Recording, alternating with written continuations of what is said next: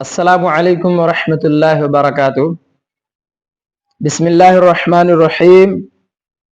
امام کے ساتھ تراویح اور وتر پڑھنے کی فضیلت، اس کے بارے میں اللہ کے رسول صلی اللہ علیہ وسلم کا فرمان ہے، انسان جب امام کے ساتھ نماز پڑھتا ہے اور اس کے فارغ ہونے تک اس کے ساتھ رہتا ہے تو اس کے لیے پوری رات کا قیام شمار کیا جاتا ہے۔ یہ حدیث صحیح النسائی 1604۔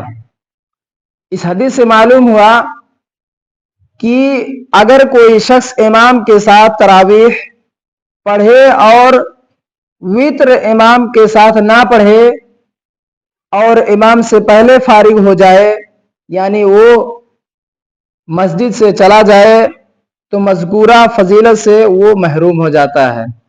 اللہ رب العالمین سے دعا ہے کہ ہمیں یہ کوشش کرنے کی توفیق عطا فرما کہ ہم امام کے ساتھ وتر بھی پڑھنے کی توفیق عطا فرما۔